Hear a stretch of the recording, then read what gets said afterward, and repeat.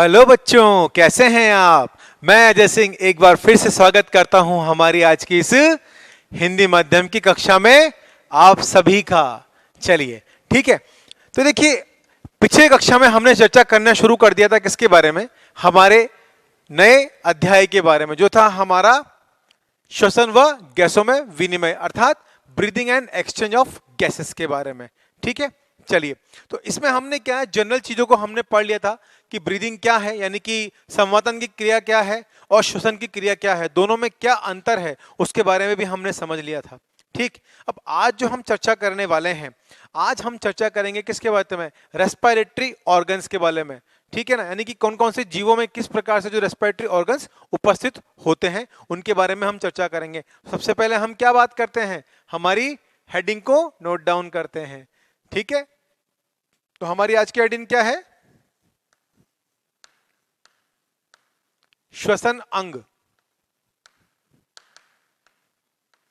ठीक है, जिसे हम क्या बोलते हैं, रेस्पिरेटरी ऑर्गन। आई बात समझ में, बिल्कुल समझ में। चलिए, तो आज हम इसी की चर्चा कर रहे हैं। अब देखिए, सभी प्रकार के जीवों के अंदर क्या होता है, सभी प्रकार के जो जीव है ना, उनके अंदर अलग अलग जो होते हैं श्वसन अंग पाए जाते हैं।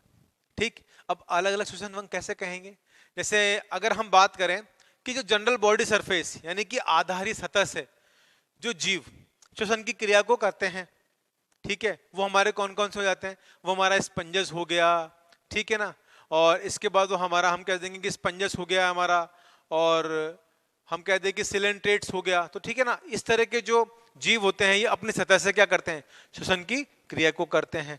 फिर हम बात करें, हम जनरल बॉडी सरफेस से हो गया, फिर ट्रैकेल या ट्यूबुलर रेस्पिरेशन हो गया। तो ट्रैकेल या ट्यूबुलर रेस्पिरेशन तो है वो अलग जीव परफॉर्म करते हैं गिल्स के द्वारा।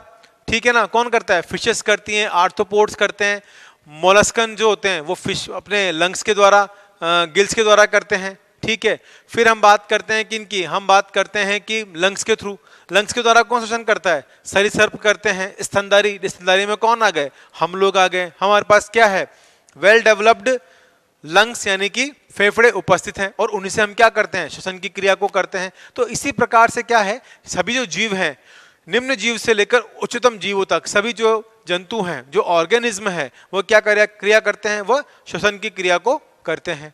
ठीक। तो आइए हम एक टेबल के फॉर्म में इसको देख लेते हैं कि कौन कौन से जीवों में किस किस प्रकार के अंग उपस्थित होते हैं श्वसन के लिए।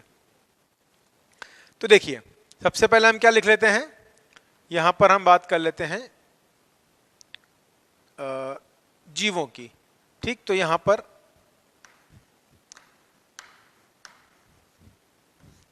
श्वसन अंग,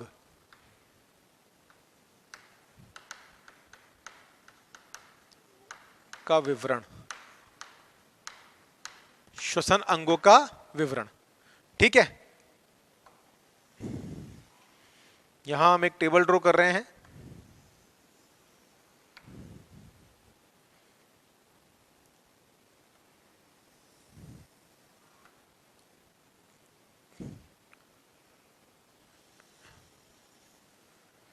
ठीक है बच्चों, चलिए, सबसे पहले हम किसकी बात करेंगे, हम बात करेंगे जनरल बॉडी सरफेस की।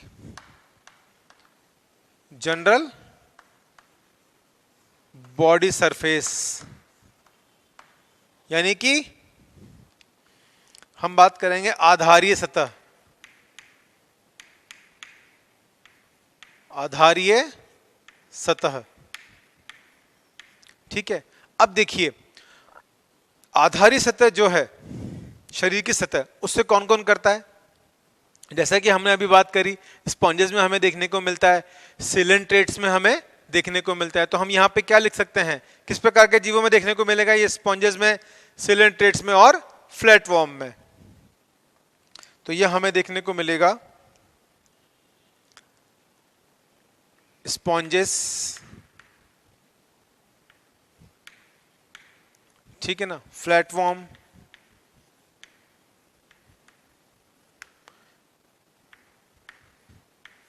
सिलेंट्रेट्स,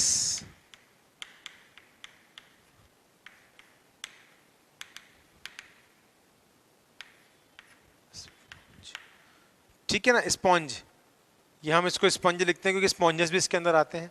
ठीक है, तो जनरल बॉडी सिस्टम से कौन कौन कर रहा है? स्पॉन्जेस कर रहे हैं, फ्लैटफॉर्म कर रहा है, सिलेंट्रेट कर रहा है और अमीबा कर रहा है। अमीबा भी क्या करता है? जनरल बॉडी सरफेस से ही श्वसन की क्रिया को करता है। ठीक, अगली हम बात करें किसके बारे में? सेकंड होगा हमारा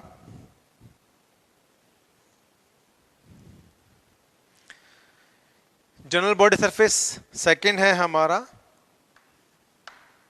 मॉइस्ट क्यूटिकल स्किन से।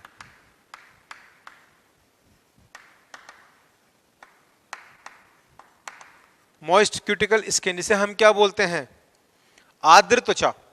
क्या बोलते हैं इसे? हम बोलते हैं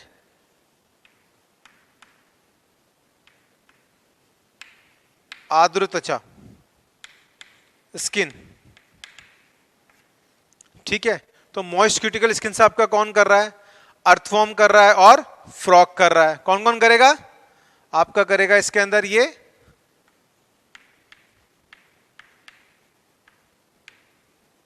अर्थवॉर्म और फ्रॉग, जिसे हम क्या बोलते हैं? केंचुआ और मेंढक।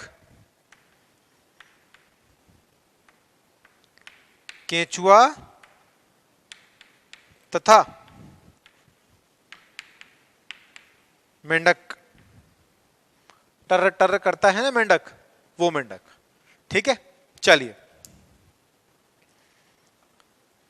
तीसरी हम बात करें इसमें। पहला जनरल बॉडी सरफेस से हो गया, दूसरा मॉइस्ट क्यूटिकल स्किन से हो गया। अब अगर तीसरे की हम चर्चा करें तो ये हमें किस में देखने को मिलेगा? हम कहते हैं कि जिनमें ट्रैकियल ट्यूब्यूल्स प्रेजेंट होते हैं, है ना, ट्यूब्यूल्स के थ्रू, ट्यूब्यूल्स या ट्रैकियल, यानी कि हम कहते हैं कि श्वसन नलिकाओं के द्वारा। क्या कह सकते हैं हम? श्वसन नलिका। ठीक है, चलिए, तो श्वसन नलिका के द्वारा कौन कौन करता है? जैसे आपके कीट पतंगे हो गए, ठीक है ना, हम किन की बात करेंगे? इसके द्वारा कौन कर रहा है? कीट कर रहे हैं, अर्थात इंसेक्ट्स। ठीक है ना, इंसेक्ट्स के ऊपर देखिए ना आपने ट्यूबुलर, आपको कुछ तुनतुने टाइप दिखाई देते हैं, स्ट्रिंग्स टाइप, है ना, तो उन्हीं को क्या बोलते हैं? ट्यूबुलर बोलते हैं या ट्रैकियल बोलते हैं हम, जिनको श्वसन नलिका के नाम से हम जानते हैं। चलिए आगे बढ़ते हैं फोर्थ नंबर पे। फोर्थ नंबर पे आता है हमारा गिल्स के थ्रू। किसके थ्रू? गिल्स के द्वारा। तो गिल्स के द्वारा कौन कौन करता है हमारा? गिल्स किस में उपस्थित होते हैं? गिल्स उपस्थित होते हैं हमारे फिश के अंदर, आर्थ्रोपोड्स में और मोलस्कन्स में। ठीक, तो हम यहां क्या लिखेंगे? गिल्स के द्वारा।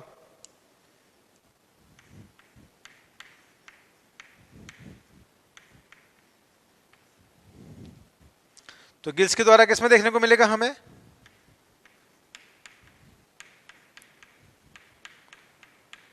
आर्थ्रोपोड्स,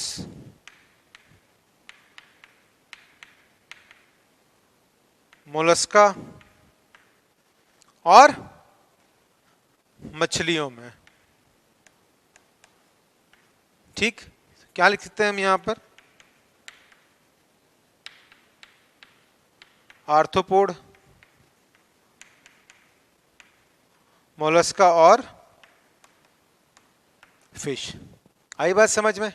तो यहां पर क्या है, ये देखिए कुछ चार तरह के हमने देख लिया। General body surface, moist cuticle skin, tubular tracheal skin हमें देखने को मिलता है और गिल्स। तो जो जनरल बॉडी सरफेस के थ्रू है, स्पॉन्जेस और प्लेटफॉर्म परफॉर्म कर रहे हैं। ठीक है, मॉइस्ट क्यूटिकल स्किन यानी कि आर्द्र त्वचा के द्वारा केंचुए में तथा मेंढक में हमें श्वसन देखने को मिल रहा है, तथा ट्यूबुलर या ट्रैकियल जो रेस्पिरेशन होता है श्वसन नलिका के द्वारा, वो हमें इंसेक्ट में यानी कि कीट में देखने को मिल रहा है। और जो गिल्स हैं वो आर्थ्रोपोड, मोलस्क और मछली यानी कि फिश में हमें देखने को मिल रहे हैं। अगली हम चर्चा करते हैं किसके बारे में? अगली हम बात करते हैं लंग्स के बारे में। अर्थात फेफड़ों के बारे में।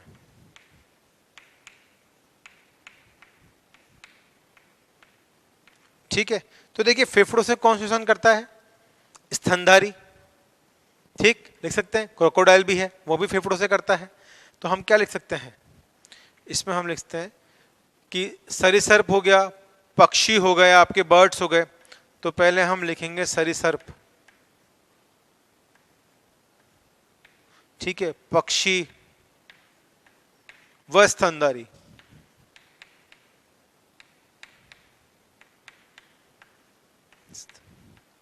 ठीक है, तो इनमें हमें लंग्स यानी कि फेफड़े देखने को मिलते हैं। ये आपको नीचे वाला पार्ट विजिबल है? चलिए ठीक है। सिक्स्थ हम बात करेंगे किसकी? एक विशेष प्रकार के लंग्स होते हैं जिनको हम क्या बोलते हैं? बुक लंग्स बोलते हैं। क्या बोलते हैं? Book lungs.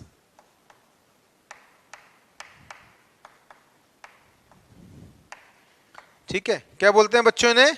इन्हें बोलते हैं हम बुक लंग्स, किताब की तरह। बुक फेफड़े, है ना? जैसे आपकी बुक होती है ना, किताब, सामने से कैसी होती है? मोटी होती है कुछ इस तरह से। जब उसको आप ऐसे फोल्ड करके पूरा ऐसे ओपन करके दोनों तरफ से खोलते हैं तो वो कैसे होती है? ऐसे घूम जाती है। तो इस तरह के जो बुक्स जो बुक में फोल्ड होते हैं ना, उस तरह से क्या होते हैं कि इस तरह के जो लंग्स जिनमें उपस्थित होते हैं उनके अंदर फोल्ड पाए जाते हैं। ठीक है ना? तो इस तरह के जो फोल्ड है किन जीवों में पाए जाते हैं? ये है आपका स्कॉर्पियन। ठीक है, एक तो आपका स्कॉर्पियन हो गया, दूसरा आपका स्पाइडर हो गया, मकड़ी। ठीक है, मकड़ी और बिच्छू।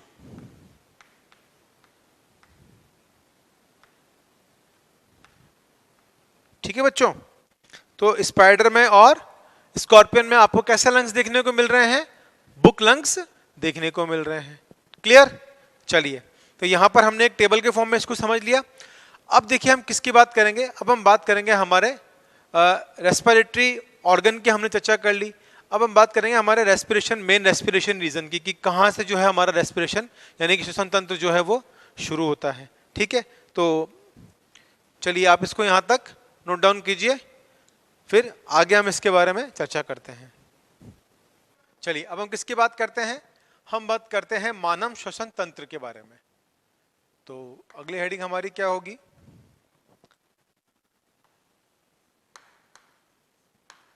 मानव श्वसन तंत्र। ठीक है, चलिए अब देखिए जो मानव श्वसन तंत्र है वह भी दो भागों में विभाजित होता है। ठीक है, यह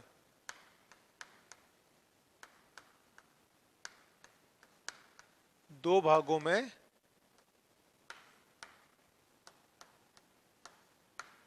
विभाजित होता है। ठीक, कौन कौन से दो भाग हैं? पहला है श्वसन मार्ग,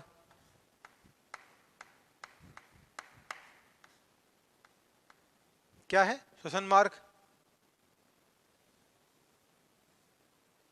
और दूसरा होता है फेफड़े।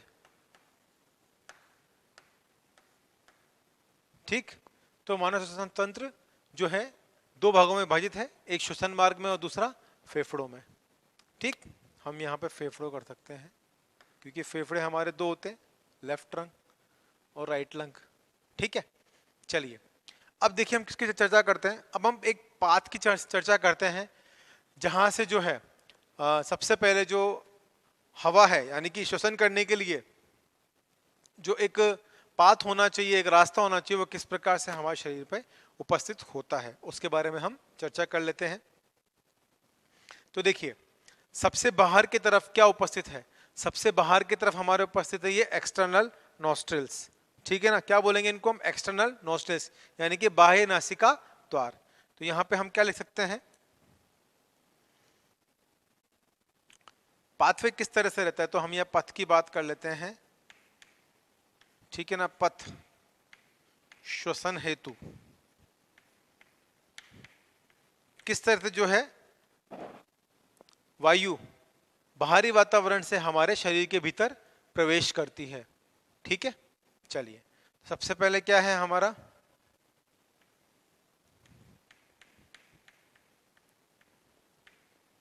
एक्सटर्नल नॉस्ट्रिल्स, ठीक है। सबसे पहले कौन सा भाग है हमारा, ये दो पैर दिख रहे हैं आपको, ये दो पैर क्या है, इनको क्या बोलते हैं हम, एक्सटर्नल नॉस्ट्रिल्स बोलते हैं, या नासा द्वार भी बोलते हैं, या नासा छिद्र भी हम बोलते हैं, ठीक। तो ये एक्सटर्नल नॉस्ट्रिल्स हो गए। अब ये एक्सटर्नल नॉस्ट्रिल किस में जाएंगे, ये ओपन होंगे हमारे नेजल चैम्बर में,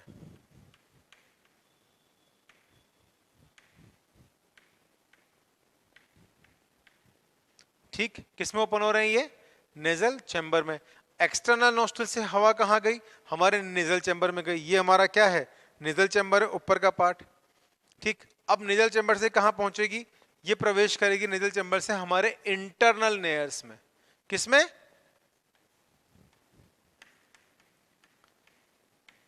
इंटरनल नेयर्स में, ठीक है। एक्सटर्नल नॉस्ट्रिल से इंटर नेजल चैम्बर में जाएगी, नेजल चैम्बर से इंटरनल नेयर्स में जाएगी, और फिर वहां से कहां प्रवेश करेगी, हमारे नेजोफेरिंग्स में,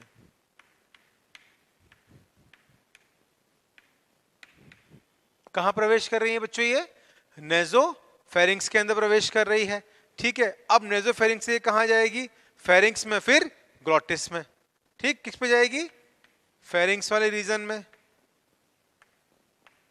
और उसके बाद ये कहां प्रवेश करेगी, यह प्रवेश करेगी ग्लॉटिस में, ठीक। ग्लॉटिस से होता हुआ ये हिस्सा कहां जाएगा, देखिए, सबसे पहले एक्सटर्नल नॉस्ट्रिल्स, फिर नेजल चैम्बर, फिर इंटरनल नेयर्स, फिर नेजोफेरिंग्स, नेजोफेरिंग्स से कहां खुलेगी, ये फेरिंग्स में, और फेरिंग्स से कहां खुलेगी, ये ग्लॉटिस में, और ग्लॉटिस से ट्रेकिया, ट्रेकिया से ब्रंकाइल ट्री, ग्लॉटिस से ट्रेकिया, कहां खुलेगी अब ये, ट्रेकिया में, ट्रेकिया से कहां जाएगी ये, देखिए, पहले external nostrils, then nasal chamber, internal nares, nasopharynx, pharynx, glottis, trachea, trachea के बाद में आपका नहीं फेरिंग्स, फिर ग्लॉटिस, ग्लॉटिस के बाद लैरिंग्स, देन ट्रेकिया, सॉरी यहां पे आपको लैरिंग्स लिखना है, यहां पे आपका लैरिंग्स आएगा, वॉइस बॉक्स, उसके बाद ये कहां जाएगी, ट्रेकिया में, इसके बाद ये जाएगी आपके ब्रंकाइल ट्री, किसमें जाएगी, आपके ब्रंकाइल ट्री, और फाइनली कहां पहुंचेगी ये,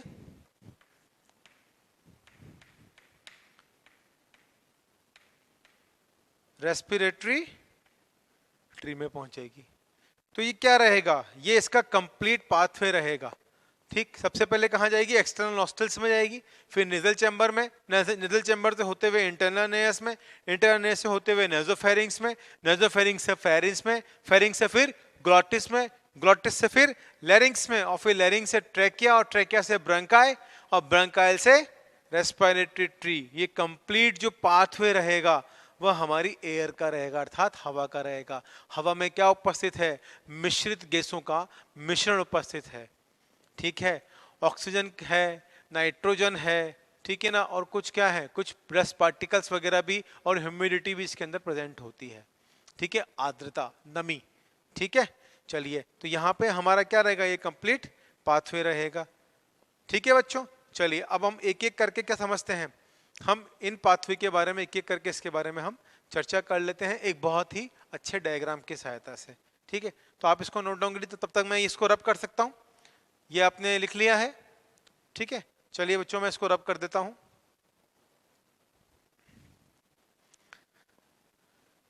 ये पोर्शन आप राइट डाउन कर सकते हैं, लिख सकते हैं।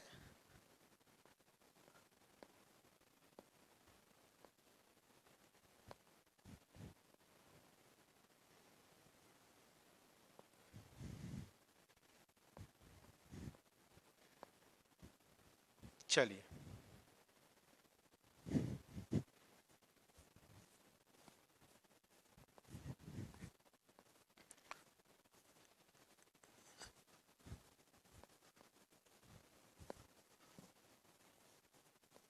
ये हमने बिल्कुल क्लीन कर लिया है। चलिए, तो हम क्या करते हैं, एक डायग्राम बना लेते हैं। देखिए, सपोज कीजिए यह है हमारा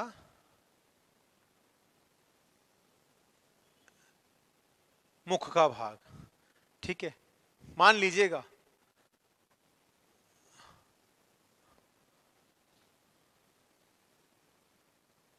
ठीक है,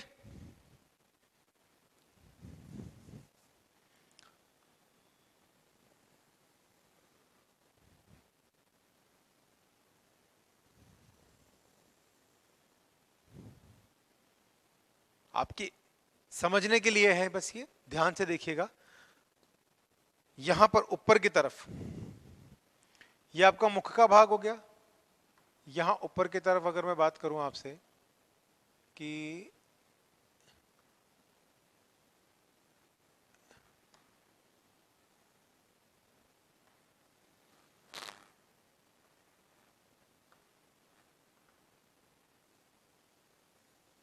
ये देखिए आप,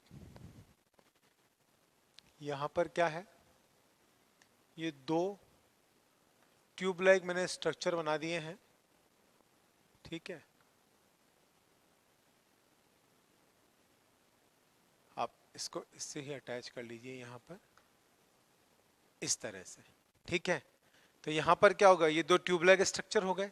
ये क्या है, ये जो ट्यूबलाइक स्ट्रक्चर दिखाई दे रहे हैं इनको हमने बोला है एक्सटर्नल नॉस्ट्रिल्स, यानी कि नासा द्वार, ठीक है। अब देखिए यहां क्या हुआ, पहले हम लिख देते हैं ये है हमारा मुख, यानी कि माउथ वाला रीजन, ठीक।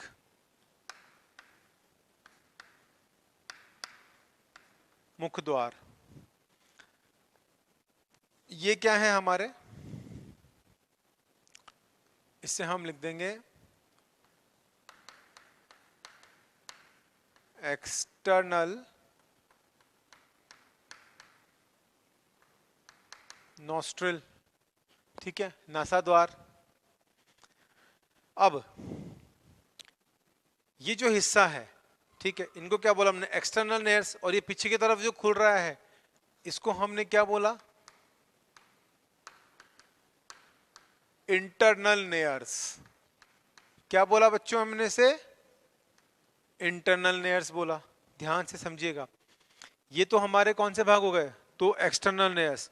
और जो अंदर की तरफ, भीतर की तरफ दो नलचियां जा रही हैं, दोनों पहरेदारों को अंदर धकेलते हुए, ठीक है। दो पहरेदार यहां पर हैं और ये पहरेदार कहां जा रहे हैं, अंदर के दो पहरेदार हैं उनके पास जा रहे हैं। तो ये एक्सटर्नल नॉस्ट्रिल से दो पहरेदार अंदर गए, कहां पे है, इन दोनों पहरेदारों के बाद। यहां पे क्या हो रहा है, इनकी ओपनिंग हो रही है, ये खुल रहे हैं, तो इसको हमने क्या बोला, इंटरनल नेयर्स बोला, ठीक है, यानी कि आंतरिक नसा द्वार हैं ये, ठीक। और वह बाहरी नसा द्वार थे। अब ये जो वाला रीजन है हमारा, ठीक है, ये क्या हो गया हमारा, इस वाले रीजन की हम बात करें तो ये हो गया हमारा नेजल वेस्टिब्यूल,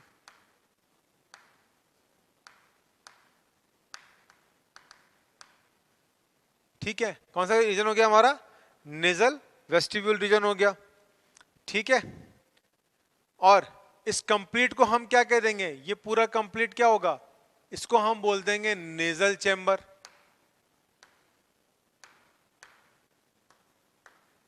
क्या बोल देंगे इसे हम, नेजल चैम्बर कह देंगे, ठीक है। एक्सटर्नल नॉस्ट्रिल्स हो गए, nasal chamber, nasal vestibule, internal नेयर्स। अब किसकी बात करेंगे हम बात करेंगे यहां पर नेजल सेप्टम की, ठीक है। तो ये आपको दिख रहा है ये वाला हिस्सा, ये क्या है, ये है नेजल सेप्टम,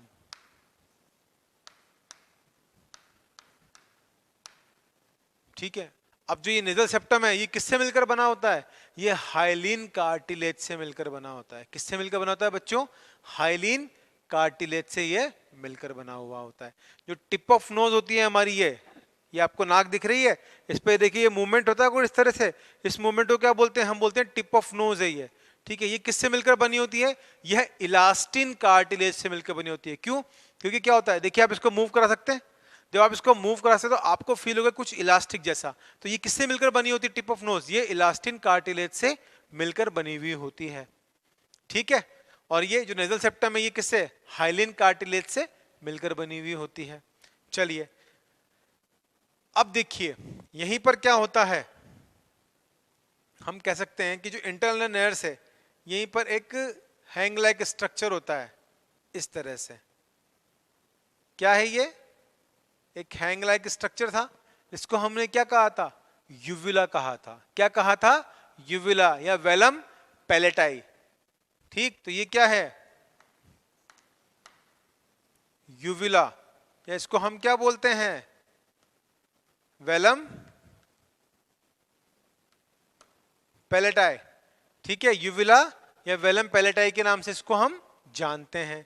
ठीक, ये क्या करता है, ये किस काम आता है? जब भी हम भोजन को लेते हैं मुख के द्वारा, जब हम भोजन को ग्रहण करते हैं, उसका मस्टिकेशन करते हैं, भोजन को जब निगलते हैं, तो उस दौरान क्या होता है कि जो यूविला है ये इंटरनल नर्व्स को क्या कर देता है? ढक देता है। फ्लैप लाइक स्ट्रक्चर होता है, ये इंटरनल नर्व्स हैं ऐसे, तो इसको क्या करेगा? ये ऐसे इसको ढक देगा। अब जैसे ये इंटरनल नर्व्स है दोनों, सपोज कीजिए आप, ठीक है, तो जैसे खाना आपने निगला तो ये इस कंडीशन में है, जैसे आपने खाने को स्वेलो किया, आपने निगला भोजन को, ठीक है, तो ये क्या करेगा? ये इंटरनल्स को ऐसे बंद कर देगा, कुछ इस तरह से। ये देखा आपने, ये इस तरह से इसको कवर अप कर लेगा। तो ये जो वाला पार्ट है, रीजन जो है वो कैसा हो गया? सेपरेट हो गया, अलग से हो गया। ठीक है, और जो फूड है, भोजन, वो कहां चला गया? नीचे, ना कि ऊपर गया। ठीक, तो ये यूविला क्या करता है? इंटरनल नर्व्स को कवर अप करने का कार्य करता है। ठीक, चलिए अब ये वाला रीजन हमारा कौन सा हो गया? नेजोफेरिंग्स। ठीक, उसके बाद ये वाला जो रीजन यहां से शुरू होता है, इस वाले रीजन को हम बोलेंगे ओरोफेरिंग्स।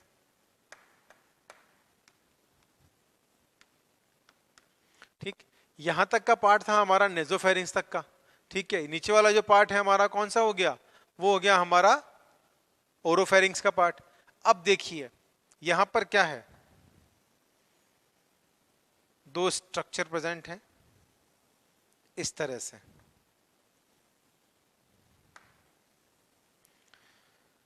ठीक है, इस हिस्से को हमने क्या कहा?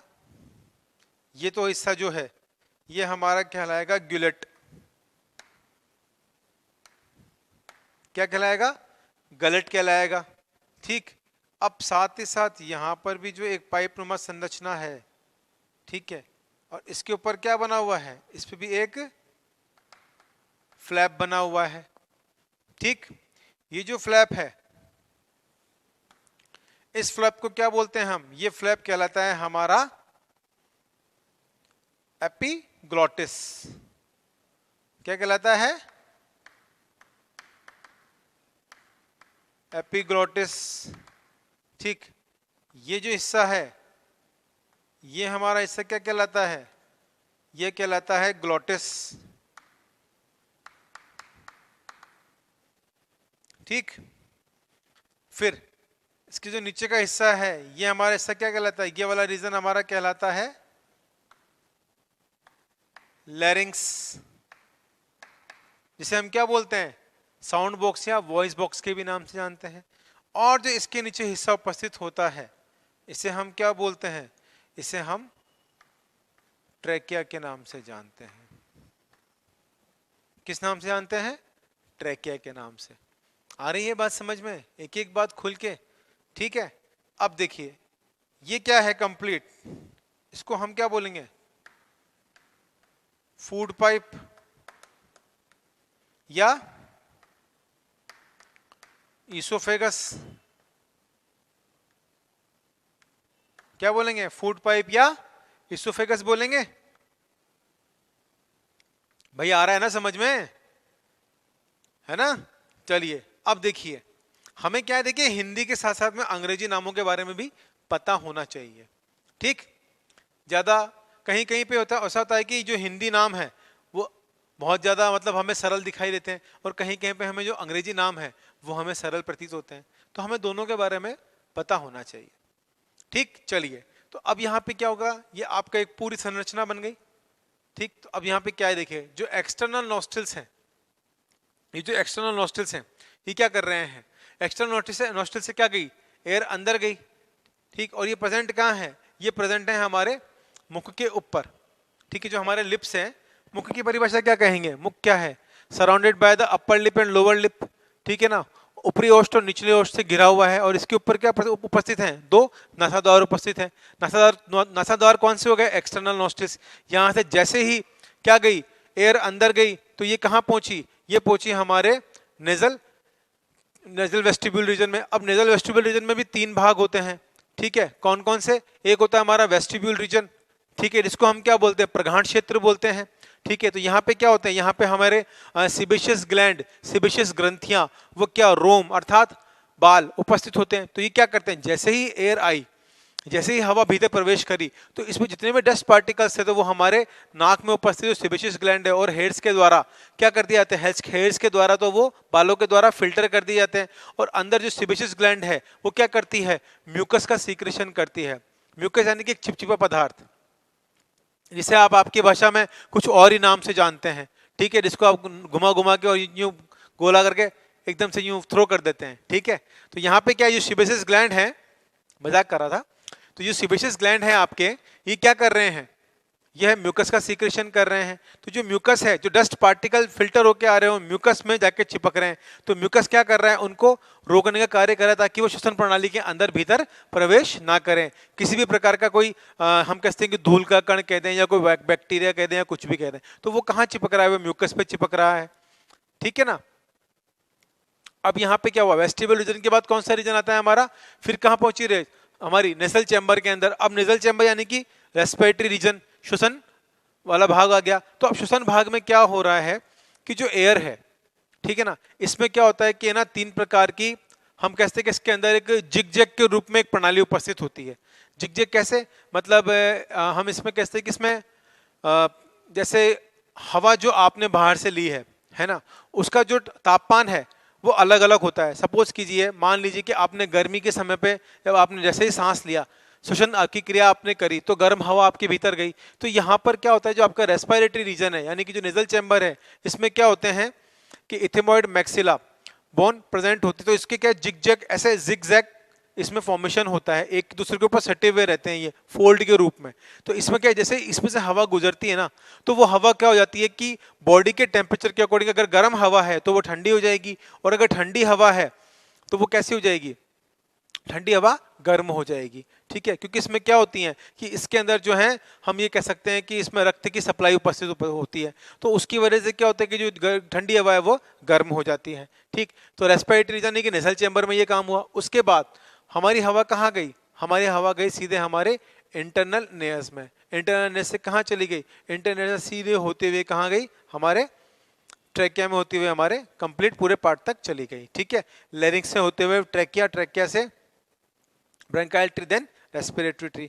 लेकिन अब देखिए, जब ये वाला पार्ट है इंटरनल नेयर्स, तो जैसे ही आपने भोजन को निगला, ठीक है, क्या कर रहा है ये, भोजन को जैसे ही आपने निगला, तो भोजन को निगलने की उपस्थिति में, स्थिति में क्या होता है कि ये जो यूविला वाला भाग है, ये क्या करता है कि इंटरनल नेयर्स को तो ये ढक लेता है। ठीक है, वेलम पेलेटाई वाला जो भाग है इंटरनल नेयर्स, उनको ये ढक लेता है हमारा यूविला, जिसको हम क्या बोलते हैं, घांटी ढक्कन के नाम से, सॉरी यूविला इंटरनेस को ढक लेता है। ठीक है, और ये इस भाग को ढक लेगा, और जब एपिग्लॉटिस यानी कि ये कैसा है, इसको हम क्या बोलते हैं, इसको हम विंड पाइप कह सकते हैं। क्या कह सकते हैं इसको हम बोल सकते हैं कि ये क्या है, विंड पाइप है। ये मान लीजिए आप, क्या है, विंड पाइप बोल दिया। तो जैसे ही क्या है, खाना किस में जाना चाहिए, इसोफेगस में जाना चाहिए, फूड पाइप में जाना चाहिए। तो यहां पर तो इंटरनल लेयर कवर करता है जब हम खाने को निगलते हैं, और यहां पर जो ये एपिग्लोटिस है, यह इस ग्लोटिस वाले भाग को ढक देता है। ठीक है, इसको क्या बोलते हैं हम, घांटी द्वार भी बोलते हैं। क्या बोलते हैं इसको हम, घांटी द्वार या घांटी ढक्कन भी कहते हैं। ठीक है, तो ये जो ग्लोटिस है, इसको ये एपिग्लोटिस फ्लैप लाइक स्ट्रक्चर उपस्थित है, ठीक है ना। तो फ्लैप की तरह ये स्ट्रक्चर बना हुआ है, संरचना बनी हुई है, ये ग्लोटिस को क्या करती है, ढक देती है। तो जिसकी वजह से क्या होता है, जो भोजन है वो आपका किस में जाता है, सीधे आपके इस फूड फाइबर में, अर्थात आपकी ईसोफेगस में जाता है। कभी कभार क्या होता है कि हम जल्दीबाजी में या बात करते वक्त हम भोजन को निगलते हैं, तो उस दौरान क्या होता है कि हवा और भोजन दोनों कहां पर मिश्रित होते हैं, हमारे ओरोफेरिंक्स पार्ट में, ठीक है। यहां से हवा और मुंह से जो हवा आ रही है और जो नाक से हवा आ रही है, मुंह से जो भोजन आ रहा है, दोनों का जो मिलने का संगम स्थल है वो कौन सा है, हमारा ओरोफेरिंक्स वाला पार्ट है, ठीक है। तो यहाँ पे क्या होता है, जब हवा तो जाती है किसके अंदर, हमारे इस विंड पाइप के अंदर, जो क्या होती है, वॉइस का प्रोडक्शन करती है। हवा के थ्रू ही क्या होता है कि हमारे जो फोल्ड्स प्रेजेंट होते हैं उनके अंदर कंपन होता है, और उसी से क्या होते हैं कि हम जबान के द्वारा, यानी कि हमारी जिह्वा के द्वारा हम शब्दों का उच्चारण करते हैं, ठीक। तो यहाँ पर क्या हो रहा है कि फूड और एयर दोनों मिक्स हो रही हैं ओरोफेरिंक्स वाले पार्ट में, ठीक। तो होता क्या है कि कभी कभार जल्दीबाजी में खाना खाने की वजह से ये वाला जो ढक्कन है बंद नहीं हो पाता है, किसके ऊपर, जो ग्लोटिस वाले पार्ट पे एपिग्लोटिस है, ये बंद नहीं हो पाता है। तो जब ये बंद नहीं हो पाता तो इसमें कुछ कण जो होते हैं, बारीक कण होते हैं भोजन के, वो फंस जाते हैं और हमें क्या होता है, रिफ्लेक्स एक्शन होता है। अब ये रिफ्लेक्स एक्शन क्यों होता है, क्योंकि इसके अंदर जैसे ही कुछ ना कुछ फूड का पार्टिकल जाएगा तो वो ऑब्स्टेकल यानी कि कठिनाई पैदा करेगा। तो शरीर क्या करता है, उसको संवेदनाओं को ग्रहण करके हमारा मस्तिष्क सिग्नल देता है, क्या करता है कि इसमें कुछ चला गया है, इसको बाहर निकाला जाए। तो रिफ्लेक्स एक्शन होता है। छोटा मोटा पार्टिकल तो आपको खांसी वगैरह धंस आती है, जो रिफ्लेक्स की क्रिया हो रही है, रिफ्लेक्स एक्शन हो रहा है, उसके द्वारा बाहर निकल जाता है। लेकिन अगर ज्यादा मात्रा के अंदर या कोई बड़ा जो भोजन का कण अगर इसके अंदर चला जाए तो इससे इंसान की यानी कि व्यक्ति की मृत्यु भी हो सकती है। तो इसीलिए कहते हैं कि जब भी आप भोजन करें तो एक हम बिल्कुल चुपचाप बिना बोले आप भोजन को करें। तो उससे क्या होगा कि जैसे ही आपका जो मस्तिष्क है वो क्या कार्य करेगा, सिर्फ भोजन करने का कार्य करेगा। जब भी आप कभी टीवी वगैरह या कुछ भी धारावाहिक के कुछ भी देखते हुए आप जब खाना खाते हैं तो उस दौरान क्या होता है कि चांसेस रहते हैं कि आपका जो ध्यान है वो उस भाग पर है, खाने पर नहीं है। तो वहां पे आपके जो मस्तिष्क से जो भी आपको संवेदनाएं जो ग्रहण करता है वो जो लेता है, या आपको जो भी संवेदनाएं वो देता है वापस से, तो उसमें क्या होता है कि आप गलती से ऐसी जो क्रिया होती है वो इस टाइम घटित हो जाती है। तो हमें विशेष रूप से ध्यान रखना चाहिए इन सब चीजों के बारे में, ठीक है बच्चों। तो यहाँ पे क्या किया हमने, डायग्राम की हेल्प से इस चीज को अच्छे से समझ लिया। चलिए आप इसको नोट डाउन कीजिए, फिर इसके बाद हम इसकी चर्चा करते हैं, ठीक है बच्चों। तो यहाँ पर हमने डायग्राम को देख लिया। हमने यहाँ पे किसकी बात करी, हमारे नासापथ की बात करी। अब नासापथ में भी क्या है, तीन प्रकार के क्षेत्र होते हैं जिनके बारे में हमने चर्चा करी। तो अब उनको हम लिख लेते हैं, ठीक है। तो मैं ये वाला पार्ट रब कर देता हूं।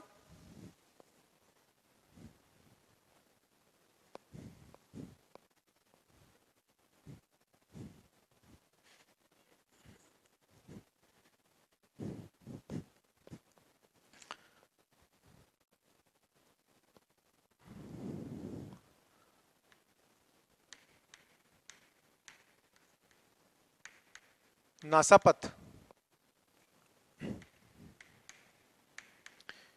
यह पथ हमारे ऊपरी व निचले ओष्ठ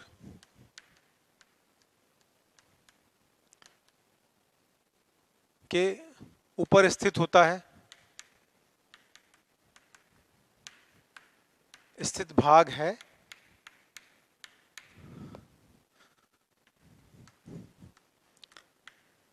यह दो पथ होते हैं जिनसे हवा भीतर प्रवेश करती है, हवा भीतर प्रवेश करती है। इन्हें हम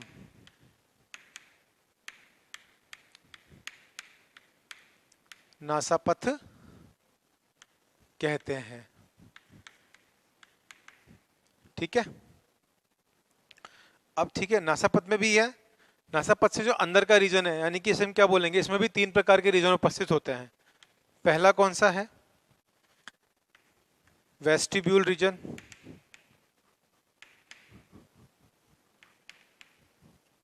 जिसे हम क्या बोलते हैं,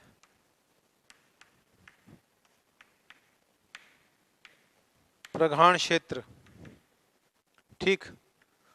दूसरा है हमारा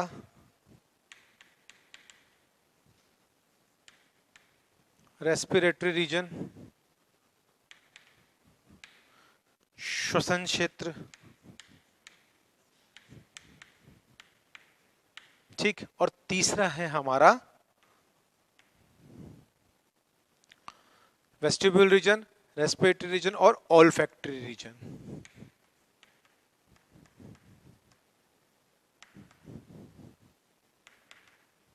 ठीक है, जिसे हम किस नाम से जानते हैं? जिसे हम घ्राण क्षेत्र के नाम से जानते हैं। ठीक है, तो ये मेन 3 रीजन होते हैं इसके अंदर। तो अब आज की क्लास में हमने क्या क्या देखा? हमने नेजल वाले जो हमारा जो श्वसन पथ है उसके बारे में हमने पूरी चर्चा कर ली। उसके एक संरचना के बारे में हमने समझ लिया कि किस किस तरह से हमारे मुख के अंदर कैसी संरचना होती है, कौन सा पाथ होता है जिसके जो द्वारा हम श्वसन की क्रिया को करते हैं, तथा हमने इसके पाथ के बारे में चर्चा भी करी। अगली कक्षा के अंदर हम बात करेंगे हमारे प्रघाण क्षेत्र के बारे में, श्वसन क्षेत्र के बारे में व घ्राण क्षेत्र के बारे में। तो बच्चों आज की क्लास में बस इतना ही। धन्यवाद।